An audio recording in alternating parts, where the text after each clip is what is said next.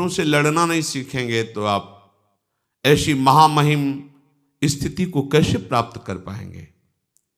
आपको बहादुर बनना है, प्रभु के सामने दैन्य रहना है, साधन का अहंकार नहीं करना, पर किसी भी दुख के सामने सर नहीं झुकाना है। ध्यान दीजिएगा, हम दुखों में आंसू नहीं बहा सकते, हम दुखों में घुटने टेक नहीं सकते, किसी भी परिस्थिति के हम गुलाम नहीं हैं, हम प्रभु के दास हैं। कच्चा साधक क्या होता है? प्रभु के लिए एक भी आंसू नहीं आते, अपने थोड़े दुख में फूट फूट कर रोता है। थोड़ी सी व्यवस्था भंग हुई, आंसुओं की धार लग गई, थोड़ी सी प्रतिकूलता हुई, छूट गया नियम, छूट गई उपासना। ऐसे कच्चे घड़ों में प्रेमामृत रस नहीं रखा जाता है। रस रखने वाला बहुत प्रवीण है, वो पहले देख लेता है बजा के कि घड़ा कहीं फूटा तो नहीं है, कच्चा तो नहीं है, क्योंकि अत्यंत दुर्लभ ये प्रेम रस आचार्य और गुरु उसी के हृदय में रखते हैं जो समस्त द्वंद्वों के सहने की सामर्थ्य रखता है। 24 घंटे में जब आप शयन के लिए जाएं तो आप उस समय अपने पूरी जागृत अवस्था की एक एक वृत्ति का चिंतन करें। आज जब से जगे थे और अब शयन करने जा रहे हैं, कौन कौन सी ऐसी वृत्ति आई जो प्रभु से विमुख करने वाली थी, कौन कौन सी ऐसी बात हुई जो प्रभु से विमुख करने वाली थी, कौन कौन सी ऐसी क्रिया हुई जो प्रभु से विमुख, और उसको अपने दिमाग में रखो। कल से नहीं होने पाएगा, ये बात नहीं होगी, ये त्रुटि नहीं होगी, ये क्रिया नहीं होगी। और प्रभु से प्रार्थना करो, नाथ हमें बल प्रदान करो कि जो आज हमारी उपासना में त्रुटि हुई वो कल नहीं होनी चाहिए। अगर पुनः होती है तो फिर हम पश्चाताप करेंगे, फिर हम दृढ़ नियम लेंगे और एक दिन हम इन त्रुटियों पर विजय प्राप्त कर लेंगे। दीन बंधु करुणा वरुणालय प्रभु आपके सहयोग में हैं। जो साधक आत्मनिरीक्षण नहीं करता है वो परमार्थ में आगे नहीं बढ़ पाता। आत्मनिरीक्षण, अपने को देखना, अपनी जांच करना। आप स्वयं अपने न्यायाधीश बनिए और अपनी साधना को जांचिए, अपनी उपासना को जांचिए। कितना भाव गुरु अनुशासन में है और कितना मनमानी है उसका विभाग कीजिए।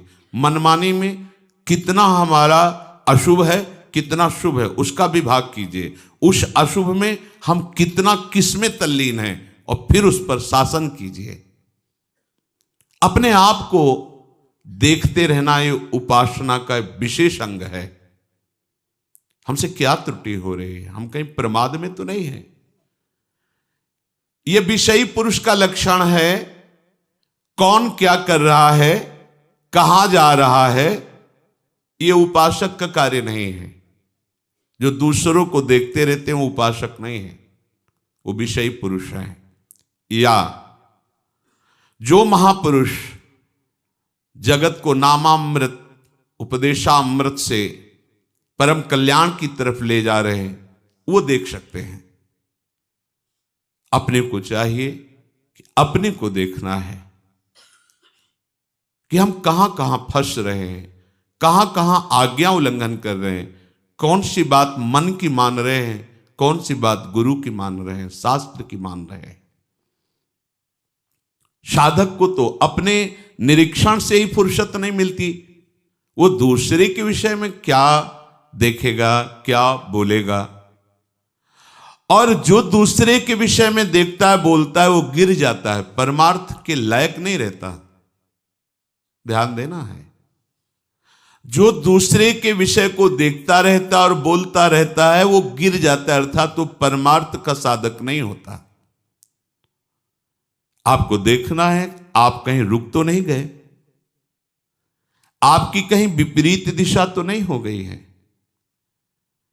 ऐसा तो नहीं है कि आप बाहर से वेशधारी हो, बाहर से आप परम पवित्र देश में रह रहे हो और अंतर से विषय चिंतन कर रहे हो, अंतर से विषयी वस्तु व्यक्ति स्थान का संग कर रहे हो तो मान लीजिए आप भ्रष्ट हो रहे हैं, आपका मार्ग ठीक नहीं है, आप उपासक नहीं हैं। फिर सुनिए, उपासक को देखना है कि बाहर से पुण्यात्मा का परम पवित्र वेश धारण किए हैं, बाहर से परम पवित्र पुण्य देश में रह रहे हैं और अंतर से विषयों का चिंतन हो रहा है, विषय वस्तु व्यक्ति स्थान का संग कर रहे हैं, तो आप भ्रष्ट हैं। भ्रष्ट हो जाएंगे नहीं, आप भ्रष्ट हैं, अर्थात भ्रष्ट माने गिरे हुए, आप अपने मार्ग से गिर चुके हैं, आप उपासक नहीं हैं। उपासक को यह बात देखनी है, हमारा मन विषयों की ओर जा रहा है कि हमारा मन प्रभु की ओर जा रहा है। हमारा लक्ष्य क्या है? प्रिया प्रीतम। तो हमारा मन किधर जाएगा? प्रिया प्रीतम की तरफ जाना चाहिए। विषयों की तरफ क्यों जा रहा है? विषय भोगों की तरफ क्यों जा रहा है? क्या है? लक्ष्य नहीं दृढ़ है, आपको पता नहीं आपको कहां जाना है, आप किधर जा रहे हैं। आप परीक्षा कीजिए अपने हृदय की, निरीक्षण कीजिए। साधक इसी परीक्षा में पास होकर उपासना की ऊंचाई पर चढ़ता है। जिसका मन विषयों से हट हट कर बार बार आराध्य देव की ओर जा रहा है, पर बीच बीच में विक्षेप विषय डाल रहे, उसे चिंता नहीं करनी, वो उन्नति की ओर जा रहा है। जो बाहर से सब कुछ भागवतिक है लेकिन अंदर से केवल विषय चिंतन और उसको पश्चाताप भी नहीं है, वो चाहे जितने जन्म ऐसे बना रहे कोई लाभ लेने वाला नहीं। वर्ष नहीं कह रहे, जन्म, चाहे जितने जन्म, लाभ नहीं मिलने वाला। नियत बुरी है उसकी, नियत बुरी है। और जो बार बार अपने मन को प्रभु में लगाता है, विवश होकर विषय चिंतन बन जाता है, तो उसको जलन होती है। ये ठीक रास्ते पर है, इसकी नियत अच्छी है, उद्देश्य अच्छा है, वो जा रहा है अपने प्रीतम की ओर, वो मुड़ गया है अपने प्रीतम की ओर। सबसे पहली साधक को यह वृत्ति देखनी है कि तुम्हारी गति मुड़ी है कि नहीं प्रभु की तरफ। बहुत बहुत अमृतमयी बात, आपकी गति प्रभु की तरफ मुड़ी है कि नहीं। बाहरी परिवर्तन नहीं है, बाहर से छोड़ करके पवित्र भूमि पे आकर वास कर रहे, बाहरी वेश छोड़ करके पवित्र वेश धारण किए हुए हैं, पर हमारी आंतरिक वृत्ति कहां जा रही, आंतरिक वृत्ति कहां जुड़ी हुई है, आप किस मोड़ से जा रहे हैं, ये आपको पता होना चाहिए। विषयाभिमुख जीवन को मोड़कर प्रभु के सम्मुख करना, यही तो उपासना है। यदि हम बाहरी भेष पवित्र है,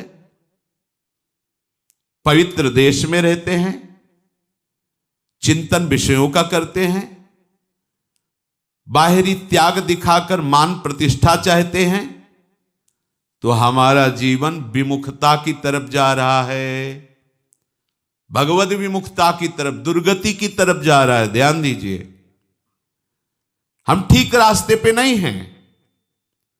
यदि जीवन ऐसे व्यतीत कर दो, कुछ नहीं हाथ लगेगा। और यदि आपने अंदर से अपना रास्ता चयन किया है, परमार्थ लक्ष्य निश्चित किया है श्यामा श्याम, और बार बार प्रयासरत है उनके नाम रूप लीला गुण का चिंतन गायन, तो आपकी चाल में देर हो सकती है, पर मार्ग में, इसलिए प्राप्ति में देर नहीं होगी। यह है महामहिम बात। वो चैप्टर ही हमारा नहीं है, हमारा मार्ग अध्यात्म मार्ग है। चाहे गृहस्थ हो चाहे विरक्त हो, एक पत्नी व्रत धारण करने वाला गृहस्थ ब्रह्मचारी ही माना जाता है। जो केवल संतानोत्पत्ति के लिए गृहस्थ क्रिया करता है, उसे ब्रह्मचारी ही माना जाता है। नाम जप करते हुए अतिथि सेवा, परिवार का पोषण, वो साधु ही माना जाता है। हमारे मन में जो भोगों की स्फुरणा होती है, उसके कई कारण होते हैं। एक तो होता है संचित पाप राशि जो पूर्व में जमा है। प्रायः इसी से भोग स्फुरणाएं होती। दूसरा, संग से होती।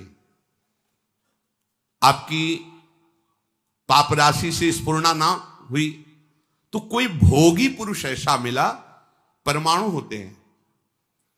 पूज्य श्रीधर बाबा की कुटिया में जब जाते थे, आप सच्ची मानिए, घुसते ही ऐसा लगता जैसे मशीन फिट कर दी गई हो। मंत्र चल एकदम रफ्तार से चल पड़ता। और जे 8 बजे रात्रि के जाते थे चरण चापने, जे ही उनके चरणों को स्पर्श करते, ऐसा लगता हम किसी दिव्य भावलोक में बैठे हैं। क्यों? उनके परमाणु, नाम जापक संत, रात दिन नाम जापक। ऐसे परमाणु उनकी हर वस्तु में, कोई भी वस्तु उनकी छुओ के एक दिव्यता थी उसमें। ऐसे ही जैसे वो रात दिन भजन में लगे तो उनके हर वस्तु में परमाणु, ऐसे ही रात दिन जो भोगों में लगे उनकी हर वस्तु में भोग के परमाणु हैं। सावधान, उनके आसन पर बैठना, उनकी थाल में पाना, उनका स्पर्श होना, उनका संभाषण होना, उनसे मित्रता करके उनका चिंतन करना, ये भोगों को बढ़ावा देना होगा। इसी को विपरीत देखो संतों के प्रति, उनके समीप बैठना, उनका जूठन पाना, उनको देखना, उनसे संभाषण करना, भजन का बढ़ावा होगा। देख लेना, पूर्व संचित पापों से जो स्फुरणा होती है उससे बहुत सहजता में बचा जा सकता है, लेकिन प्रगट कुसंग से जो स्फुरणा होती है इससे बचना बड़ा कठिन होता है। पूर्व पापों से स्फुरणा सबके हृदय में होती है जब तक भगवत साक्षात्कार नहीं हो जाता। वो बार बार आकर्षित करता रहता है संसार का राग। और अगर कहीं कुसंग मिल जाए फिर क्या कहना है, फिर तो जो स्फुरणा थी संकल्प बनेगा, संकल्प क्रिया बन जाएगी, क्रिया होते ही अध्यात्म अंतर्ध्यान हो जाएगा, अध्यात्म मार्ग ही नहीं रहेगा। इसलिए कर्म राशि की तो तुम चिंता मत करो, उसे तो भस्म करने के लिए शरणागति समर्थ है, लेकिन कुसंग से बचने के लिए तुम्हारे ऊपर पूरा भार है। कुसंग से तुम बचो। बरुघल बास नरक करताता, दुष्ट संग जनि दे विधाता। गंगा किनारे भ्रमण जब कर रहे थे तो तरी घाट है, उसके आगे हम जा रहे थे। नया शरीर और वैराग्य, ना कमंडल, ना बिस्तर, ना कोई, भीषण सर्दी का समय। एक मार्किन नीचे पहने लाल रंग से गेरुआ, बस लंगोटी, और एक मार्किन बस ऊपर, कोई नहीं, कोई कमंडल नहीं, कुछ नहीं। रोम रोम हर समय सर्दी से व्याप्त रहता। भोजन की व्यवस्था जहां ठाकुर जी कर दें। तो माह के महीने में रामनगरिया लगती गंगा किनारे, जैसे माघ मास में वहां प्रयाग में, ऐसी जगह जगह मान लो 10,000, फिर 10,000, ऐसे 2-4 किलोमीटर ऐसे ऐसे नगर जैसे बन, रामनगरिया उनको कहते हैं। किनारे से चलने पर वो मिलते हैं।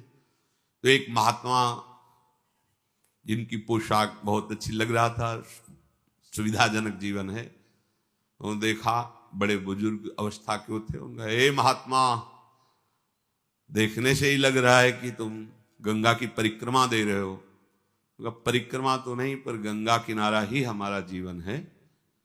बोले आओ 2-4 दिन रुक लो। पूरा रामनगरिया सब अलग अलग तंबू लगे, जैसे प्रयागराज में ऐसे बड़ी व्यवस्था, बड़े ऊंचे ऊंचे ऐसे गद्दे और तंबू, क्योंकि बहुत सर्दी गंगा किनारे तो और पड़ती है। हमें भी लगा चलो संत भगवान 2-4 दिन के लिए कह रहे, रुक जाते। जो ही रुके 12 बजे कितने प्रकार के भोजन, खीर, ये वो, जहां रोटी भी नसीब नहीं हुआ। हम कहा चलो भगवान की बड़ी कृपा, 2-4 दिन जो है दोपहर में पाया। रात्रि में उन्हीं के पास शयन किया, बड़ा तंबू था, ऐसे हो ऐसे। दूसरे दिन सुबह 8 बजे के करीब जलेबी का भंडारा था, फिर राजभोग अलग। खूब ऐसे पुण्यात्मा जन करते रहते हैं। पास में और भी ऐसे शिविर लगे थे उनके निज जनों के। तो उनमें से एक प्रणाम योगी हैं, वो जलेबी का भंडारा संतों के लेकर, वो स्वयं लेके आए, पवाया, और कुछ भी हमका भेंट लेते नहीं, पर जलेबी प्रिय वस्तु, मीठा खूब अच्छे से अच्छा, पहले ये था कि पता ले आज मिला है, कई दिन ना मिले, कभी गैस की गोली नहीं खाली पड़ी, चाहे जितना पालो, 2 दिन 4 दिन नहीं मिला, सब पच गया। अब जीव ही पा करके थोड़ा ही समय हुआ, पहले दिन का राजभोग, दूसरे दिन का ये बाल भोग जलेबी, वो जलेबी बाल भोग का राजभोग जैसा है, गरम गरम जलेबी, जैसे नशा चढ़ता है ऐसे दिमाग में बस। तो उनमें एक बहुत सरल और वास्तविक साधु स्वभाव के थे, वो केवल सेवा में ही रहते थे महंत जी की। उनसे हमने पूछा, वो वय वृद्ध थे, हम कहा कल से आज तक हमारी भावना में बड़ा परिवर्तन हो गया। तो उनका महाराज क्षमा करना, आप जिस मार्ग में चल रहे हो वो ये मार्ग नहीं है, वो ये मार्ग नहीं जो आप स्वीकार कर लिए। हम कहा अच्छा, तो सोचा 1-2 दिन, बोले नहीं महाराज आप नहीं समझ रहे हो, और बताया कि जो जलेबी खवाई वो कैसे आचरण कैसा, बस कुछ उठाना धरना तो था नहीं, 2-3-4 दिन जहां भूखे रहे अपने आप ठीक हो गया। अन्न का कुसंग, व्यक्ति का कुसंग, ये परमार्थ की राह को भटका देता। उपासक को सदैव ये देखना चाहिए कि मेरे मन की स्फुरना कहां है, प्रियालाल के प्रति है, भोगों के प्रति। यदि भोगों के प्रति हो रही तो त्रुटि कहां है, पूर्व पाप संस्कार से हो रहे हैं या कहीं कुसंग हो रहा है। पूर्व पाप संस्कार स्फुरना देगा, ना कि आपका नाश, ध्यान रखना, और कुसंग स्फुरना ही नहीं देगा, नाश कर देगा। इसीलिए बल उभर बास नरक करता था, दुष्ट संग जनि दे विधाता। साधक ये बातें समझ नहीं पाता है, फिसल करके ऐसे गिर जाता है। बहुत सावधानी की आवश्यकता है, हर समय अध्यात्म मार्ग पर आपकी दृष्टि बनी रहे। देखो यदि साधक सावधान नहीं रहेगा तो फिर नया कर्म बना, फिर पुरानी स्फुरना और नया कर्म मिलकर के नवीन चक्र की रचना, जन्म मरण की। इसीलिए मुक्त होना बड़ा कठिन हो जाता है। यदि आप, बहुत ध्यान देने योग्य बात है, शरणागत होकर भजन कर रहे हो, अध्यात्म पर दृष्टि रखें तो चिंता मत करो, आपकी पूर्व कर्म राशि ये भगवान आचार्य नष्ट कर देंगे, कटी कर्म बंधन से। पर यदि आप नवीन कर्म फिर वैसे ही कर रहे हैं तो विश्वास मत रखना कि पीछे का और आगे का दोनों जोड़ करके भोगना पड़ेगा। पीछे की कर्म राशि तब नष्ट होती है जब अवलो नशानी अब ना नशे हो। आज तक किया, पर आज के बाद चाहे प्राण निकल जाए, आज के बाद नहीं, निहाल हो गए, आज ही निहाल हो गए, आज ही निहाल हो गए। हम तो हम सर्व पापेभ्यो मोक्षयिष्यामि, मेरे सरकार बोल रहे हैं, प्रभु बोल रहे हैं। पर यदि ऐसा कि नए कर्म भी, क्रियमाण भी पापाचरण हो रहा है, फिर नहीं, सिद्धांत काम नहीं करे, फिर पीछे का लागू हो जाएगा। फिर आप कहोगे कि अध्यात्म में उन्नति नहीं हो रही, कोई लाभ नहीं मिल रहा, कोई सुख नहीं मिल रहा, क्योंकि आप गलती कर रहे हो। चलनी में गैया दुहे और दोष दैव को दे। देखो आपके पीछे के कर्म प्याज जैसे बदबू वाले हैं, जमा है गोदाम में। ऊपर से यदि केसर और कपूर लाद दिया जाए तो केसर और कपूर की गंध प्याज को नष्ट करके अपना प्रभाव दिखा देगी। नाम जब कीर्तन कथा वार्ता यह है केसर कपूर, लाद दो अपने पूर्व पाप के ऊपर, भगवान नाम का वजन सब दब जाएगी, उसकी दुष्प्रवृत्तियां नष्ट हो जाएंगी। अगर कहीं वायु का झोंका चले और कपूर खुला रह जाए तो उड़ जाएगा, फिर प्याजे की गंध रह जाएगी। माया का झोंका चला और आप अपने यश कीर्ति में, अपनी बड़ाई सम्मान प्रतिष्ठा में, भजन में कमी, मान सम्मान प्रतिष्ठा में बह गए तो उड़ गया कपूर, अब बचा प्याज है, उसकी दुर्गंध शुरू हो जाएगी। कितना महापुरुषों ने सूक्ष्मता से अनुभव किया है। इसलिए ध्यान रहे कि इस माया की वायु का प्रवेश आपके हृदय में ना होने पाए, नहीं दुर्गंध ही रह जाएगी, केसर कपूर की गंध नहीं रह जाएगी।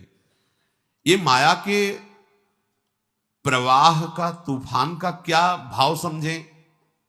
सबसे ज्यादा अहंकार, इसी में सारे दोष आते हैं। मैं तपस्वी हूं, मैं साधक हूं, मैं ज्ञानी हूं, मैं ध्यानी हूं, मैं बड़ा भगत हूं। इस तरह की अगर अध्यात्म मार्ग में कहीं भी कोई भी वृत्ति है तो वो आपकी दुर्वासना जो दबी हुई है उसको उठा लेगी। मैं बहुत नीच अधम हूं, अगर ये कुछ साधन बन रहा है तो श्री जी की कृपा से बन रहा है, गुरु जी की कृपा से बन रहा है दुर्गंध वाली बातें, पर ऊपर कपूर और केसर है, उसकी दुर्गंध आपके हृदय को परास्त नहीं कर पाएगी। उपासक धीरे धीरे अपने बुरे स्वभाव को, बुरे कर्मों को सद्भाव से, अच्छे स्वभाव से दबा देता है। नष्ट नहीं हुआ, नष्ट होता है भगवत साक्षात्कार पर। जब तक प्रभु से आंखें ना मिले तब तक विश्वास न करना कि काम हो गया। यही डर हरिवंश हित जिनो भ्रमय गुण सलिल पर, जिहि नामन मंगल लोक त्यों शिव हरिपद भज न विलंब करे। आगे चल करके प्रभु ऐसी ज्ञानाग्नि पैदा कर देंगे कि फिर वो दुर्गंध वाली चीजें ही नहीं रह जाएंगी। इसलिए जितना जीवन है एक बार हम अपने प्रभु को समर्पित करके केवल भजन में लगावें। जो भी हम कार्य करें अपने प्रभु को समर्पित करते रहें। भगवान जो बार बार कह रहे हैं ना, मेरे को समर्पित करो, भगवान को कुछ चाहिए नहीं। जैसे भगवान कहते हैं यत् करोषि, जो तुम करते हो, यदश्नासि, जो तुम खाते हो, तुम मेरे को समर्पित करो। ये दुलार है। जब हम किसी वस्तु को प्रभु को समर्पित कर देते हैं तो हर वस्तु में बांधने की सामर्थ्य है माया की। कोई भी सड़ी से सड़ी वस्तु में एक माया शक्ति है जो हमें आसक्ति से बांधती है, आसक्ति से। प्रभु कहते हैं मेरे को समर्पित कर दो। जैसे कर्म समर्पित कर दिया, अब कर्म बंधन नहीं रहेगा। भोग समर्पित कर दिया, अब वो प्रसाद हो। प्रभु तुम्हारे भले के लिए कह रहे हैं कि जो प्रभु को समर्पित कर दिया जाता है वो निर्विकार हो जाता है। बात समझो। ये भगवान तो कहते हैं कि सब तुम मेरे लिए, अगर नहीं समर्पित करोगे तो दुर्गति को प्राप्त होगे। भगवान तो नाराज होकर बोल रहे हैं। नाराज नहीं, उस वस्तु का प्रभाव है। कोई भी कर्म, कोई भी यहां की वस्तु सब बांधने वाली है। समझो पहले, सब बांधते, कोई भी व्यक्ति सब बांधता है। अपने राग से सब मुझे बांधते हैं। अगर प्रतिकूल हुआ तो द्वेष से बांधते हैं। यहां कोई मुक्त करने वाला नहीं है। एक एक वस्तु, एक एक व्यक्ति, एक एक परिस्थिति केवल बांधती है। और हम साधना कर रहे हैं मुक्त होने की। कैसे करें? भगवान करे चुपचाप जो कर्म करो मेरे को समर्पित करो। इसका रहस्य क्या है? वो कर्म तुम्हें बांध नहीं पाएगा। शरीर स्वस्थ रहे, खूब भोग भोगू, मनमानी हमारी चाह पूर्ण हो, यही हमारा लक्ष्य। देख लो, शरीर में कोई कष्ट ना हो, इंद्रियों का जो भोग जब चाहूं मिल जाए और मन चाही भोग सामग्री इकट्ठा कर लूं, इतना ही लक्ष्य है प्रत्येक मनुष्य का। अगर कोई इससे ऊपर उठाए तो अध्यात्म मार्ग का पथिक है वो। भला कैसे परमानंद की प्राप्ति होगी? अज्ञान से। अज्ञान की निवृत्ति से परमानंद की प्राप्ति है। बड़ा मजाक का विषय बन गया है। पानी में मीन पियासी, मोहि सुन सुनियावे हासी। अगाधानंद सिंधु प्रभु हृदय में विराजमान हैं। उनका मार्ग गुरुजनों ने दे दिया है। खूब सत्संग सुन रहे हैं, पर हमारी चित्त वृत्ति सत्यत्व भाव भोगों में ही किए हुए। ये बड़ा हंसी का खेल है। अब अगर आप सही मार्ग में चलोगे तो एक तमाशा हमने देखा। कुआं में लग गई आग, पानी पानी सब जला और मछली खेले भाग। संतों का है। एक तमाशा मैंने दे, जब गुरु कृपा हुई, अध्यात्म का प्रकाश हुआ, तो जितना विषय रस है सब जल गया। जिसमें हमारा मन मछली बना खेल रहा था, सब विषय रस जल गया, शब्द स्पर्श रूप रस गंध। अब वो मन भगवदाकार हो गया। भला पानी जल जाने के बाद मछली फाग आनंद कैसे बना सकती? अब असली आनंद। तो एक तमाशा हमने देखा, कुआं में लग गई आग, पानी पानी सब जला और मछली खेले फाग। ये परमानंद। अब तो मन परमानंद में निमग्न हो गया, क्योंकि विषय रस भस्म हो गया ज्ञानाग्नि से। देखो, हमको बिना अपने घर पहुंचे आराम नहीं मिलेगी। हमारा घर है वृंदावन धाम, प्रिया प्रीतम हमारे घर के मालिक हैं, समस्त प्रेमी जन हमारे परिवार के जन हैं। यही शाश्वत घर है, यही शाश्वत परिवार है। जब तक भटकना है भटक लो, विश्राम स्थल यही है, श्री वृंदावन विश्राम। इस घर में आने की जो राह है, उसके आसपास ऐसी लुभावनी वस्तु रखी गई है कि आप घर की तरफ से पीठ करके उन वस्तुओं की तरफ चल दें। देखो, ये अध्यात्म मार्ग है, बहुत समझना होगा। आर्मी के एक जवान को जब पुष्ट करना होता है, तो चढ़ाई में चढ़ना है तो वजन हल्का करना चाहिए ना, और वजन बढ़ा दिया जाता है। 2 किलो, 5 किलो, 3 किलो, ये ऐसे ऐसे ऐसे, और राइफल और इतना खान पान सामग्री, पूरा बिस्तर, जल, सब पूरी व्यवस्था फिट। 10 दिन के लिए पूरी सामग्री उसकी पीठ पे लदी हुई, और चढ़ना का है पहाड़ पे। जबकि और हल्का कर देना चाहिए चढ़ाई का समय, नहीं, कमजोर नहीं रखना अपने जवान को। ऐसे ही श्री भगवान कहते, जिस पर मैं कृपा करता हूं सर्वस्व नाश कर देता हूं। बंधु विच्छेदम, परिवार उसके प्रति नफरत करने लगता है। जीवितम कष्टेन, सा कष्टेन जीवितम, वो बड़े कष्ट से जीवित रहता है। सुन के डर जाओगे, सुन के डर जाओगे कि अरे भगवान कृष्ण की कृपा का ये फल है, ये तो हमें बिल्कुल नहीं चाहिए। और इसमें गूढ़ बात है, ये भयावह करके परमानंद की बात श्री भगवान कह रहे हैं। जैसे बनचंद महाप्रभु जब राधा वल्लभ लाल जी का मंदिर बनने का था, तो बहुत से धनी मानी तैयार हुए, तो उनका जो राधा वल्लभ लाल जी का मंदिर बनवाएगा वो मर जाएगा। अब आगे आओ, कौन बनवाएगा? कोई नहीं। सुंदर दास जी ने जब सुना तो उन्होंने विचार किया कि प्रभु के मंदिर बनवाने वाला मर जाएगा, जरूर इसमें कोई रहस्य है, जरूर कोई इसमें आंतरिक रहस्य है। वो आगे आए, उन बनचंद महाप्रभु के चरण पकड़े और कहा, प्रभु ये सेवा मुझे दीजिए। बोले, पता है तुम्हें, जो मंदिर बनवाएगा वो मर जाएगा। बोले, प्रभु तैयार हो, वैसे ही मरना है, प्रभु के लिए मरना क्या, तैयार हो, ठीक, करो सेवा। और प्रभु एक इच्छा है, एक बार मंदिर बन जाए और 1 साल राधा वल्लभ जी के पूरे उत्सव देख लूं, फिर मर जाऊं तो। मुस्कुरा दिए, बोले ठीक है, ऐसा ठीक है।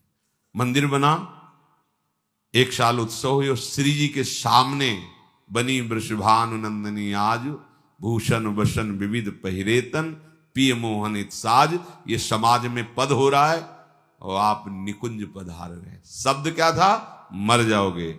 आंतरिक फल क्या था? जो मंदिर बनवाएगा सीधे निकुंज जाएगा, तो लाखों के नंबर लग जाते।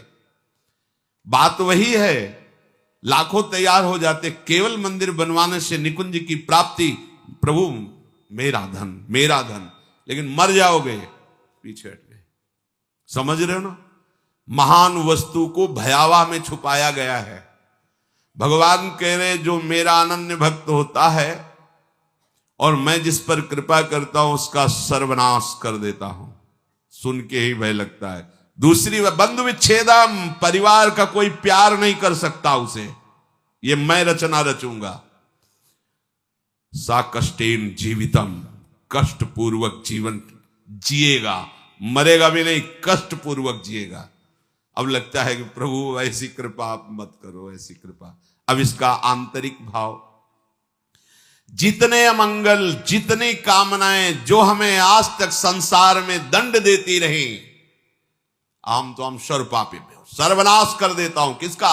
अहम तो हम सर्वपापेभ्यो मोक्षयिष्यामि मां शुचा, सर्वनाश कर देता हूं उनका जो मेरे शरणागत को स्वप्न में भी दुख देने की बात सोचे, चाहे वो कर्म हो या कोई भी हो। अगर ऐसे तो हृदय उत्साहित होता है ना, जब कह रहे हैं उसका सर्वनाश कर देता हूं तो घबरा जाते हैं ना कि बंधु विच्छेदम, क्या भाई माता पिता परिवार उसका मैं बन जाता हूं, मैं उसका भाई बन जाता हूं, मैं उसका दोस्त बन जाता हूं, मैं उसकी मां बन जाता, सारे संबंधों का पोषण मैं करता हूं स्वयं। सा कष्टेन जीवितम, वो मेरे प्रेम में व्याकुल होकर अपनी श्वासें पूर्ण करता है। ऐसा नहीं कि असाध्य रोग हो गया तो वो कष्ट से जीवित, नहीं। ये हम अंतर की बात जो प्रभु ने समझाया वो तुम्हें बता रहे हैं। नहीं, वो तो बिल्कुल ऐसे बोल दिए जिससे सब भयभीत हो जाए। बहुत कीमती वस्तु को भयावह जगह रखी जाती है। देवलोक में अमृत रखा हुआ है, वहां 2 सर्प ऐसे हैं, अपलक दृष्टि से रहते हैं। उनकी दृष्टि में जो आएगा तत्काल भस्म हो जाएगा, चाहे देवता हो या कोई हो, उनकी दृष्टि नहीं पड़नी चाहिए, क्योंकि अमृत है। कोई भी कीमती वस्तु बहुत सुरक्षित रखी जाती है, तो भगवत प्राप्ति बहुत सुरक्षित रखी गई है। हमारा घर धाम है, नित्य धाम। तो कह रहे यहां तक आने के लिए इतनी सुहावनी वस्तुएं, इतने सुहावने भोग, इतनी सुहावनी वाटिकाएं रची गई है मार्ग में कि आपको लगेगा जाना तो है ही है, थोड़ा देर विश्राम कर, बस जहां तुमने वहां रमण करने की सोची तो मार्ग गायब। जिस मार्ग में चल रहे थे घर पहुंचना है, वो मार्ग गायब। ये दिव्य मार्ग है परमार्थ, वहीं वो रम जाता है और राह अंतर जा। अब राहें नहीं रह गई, मार्ग नहीं रह गया। ये अंतर की बात कहते हैं। ये वो मार्ग नहीं कि थोड़ी देर आराम कर लेंगे, भोग भोग लेंगे, फिर चल लेंगे। भोग में गए तो मार्ग ही गायब, मार्ग ही अंतर ध्यान हो जाए। कहां चल रहे थे, कैसे चल रहे थे, बुद्धि काम नहीं, मार्ग ही गायब। मोक्ष मूलम गुरु कृपा, वो गुरु कृपा से मार्ग प्रकाशित होता है, प्रकट होता है। इसलिए संसार के कल्याण के लिए जो अनुभवी संत महापुरुष जन हैं, वो चीख चीख के कह रहे हैं कि घर लौटो घर। ये संसार दुखालय तुम्हारा घर नहीं है, पर राह में अटको मत और भटको मत। ये राह में ऐसे पथिक अटक जाते हैं और भटक जाते हैं जो थोड़ा मन चले होते हैं। थोड़ा मन चले अर्थात मन के अनुसार कर। इस मार्ग में मन चलों का खेल नहीं है। इस मार्ग में मन को निग्रह करना है, मन को हटा करके अपने प्रभु तक पहुंचना है। कब तक इस मन को दुलार करते रहेंगे, थक गए। कभी विचार करके दे, कितना गंदा है मन यार, कहां फंसाता है, कहां लगाए हुए हैं। सोचो कहां लगाए हुए, कितनी भुलावे की खेल। ऐसे अभक्ष पदार्थ खवाता है, ऐसे अपेय पदार्थ पिलाता है, ऐसे अकृत्य कृत्य कराता है जिसे घृणा हो जाए। पर ये माया ऐसा आसक्त कि उसी में वो जीना, उसी में सुख, उसी में वो आनंद का अनुभव करना चाहता है। अनित्यम सुखम लोकमिमं प्राप्य भजस्व माम। ये अनित्य है, असुख है संसार। प्रभु का भजन करके प्रभु को प्राप्त हो, स्वयं कह रहे हैं। इस अनित्य में मत फंसो, ये तुम्हें स्वतंत्रता दी गई। तुम प्रारब्ध के अधीन नहीं हो, कोई पशु नहीं हो, मनुष्य हो। प्रारब्ध शुभ अशुभ कर्मों के जो संचित हैं उनमें से कुछ परिणाम निकालकर इस शरीर को दिया गया है। आप जो चाहो कर सकते हो, घोर पाप कर सकते हो और बहुत दिव्य भजन करके भगवान को प्राप्त कर। ये स्वतंत्रता है आपकी, बिल्कुल स्वतंत्र हो। आप मनमानी आचरण कर सकते हो और आप शास्त्र के अनुसार चल सकते हो। आप गुरु की वचन के अनुसार चलकर परमात्मा प्राप्ति कर सकते हो और मन के अनुसार चलकर दुर्गति को प्राप्त हो सकते हो। पूरी स्वतंत्रता है मनुष्य जन्म में। पर ध्यान रखो, ये शरीर क्षण भंगुर है, कभी भी नष्ट हो सकता है। संसार के चाहे जितने पदार्थ और पद समेट लो, तुम्हें कभी शांति नहीं मिलने वाली। देखो, आप लोग तो कुछ ही लोगों से मिलते हैं। हम बचपन से भगवान के शरणागत मार्ग में रहे, तो कानपुर महानगर है, एक से एक पदाधिकारी, धनी, फैक्ट्रियों के बड़े बड़े मालिक ऐसे मिले हैं, जिनके पीछे 10-10 गाड़ियां चल रही, लोग गनर अंगरक्षक के लिए रखे, बड़ा वैभव। और जब एकांत में मिले हैं, उन्होंने अपनी बात कही है, तो एक साधारण पुरुष से भी ज्यादा वो अशांत है। एक किसान आराम से मेहनत करके 4 रोटी खा के सो जाता है, उनको नींद भी नहीं आती। ऐसी परिवार में कलह है, वैभव इतना है, ऐसे परिवार के आचरण को देख देख के जल रहा है, अशांत हो रहा है। क्यों? फिर सिद्धांत गलत हो जाएगा। भगवान से विमुख को स्वप्न में भी शांति नहीं मिल सकती। आप लोग तो अब आपके सामने जब उतरेंगे तो आपको तो लगेगा ही कि 10 गाड़ी पीछे चल रही। इनके एक मैदा फैक्ट्री के मालिक आते थे, इनके 10 मैदा फैक्ट्री थी, कैसी उनका वैभव। पर जब एकांत में बात करते तब हृदय यही कहता, ओहो, भगवान से विमुख होने के कारण देखो सब कुछ है लेकिन कुछ नहीं है। जिसे शांति कहते हैं, जिसे सुख कहते हैं, जिसे विश्राम कहते हैं, वो नहीं। भगवत भक्त जो भजन परायण है, चरित्र में देखा गया उनके पास सही वस्त्र भी नहीं, भोजन भी नहीं, और परमानंद में डूबे, परवाह आनंद मगन, शांति। उनके हृदय में शांति क्या, उनके समीप पहुंच जाओ तो तुम शांत हो जाओगे। उनके दर्शन कर लो तो हृदय विश्राम मानने लगेगा। इसलिए तुम्हें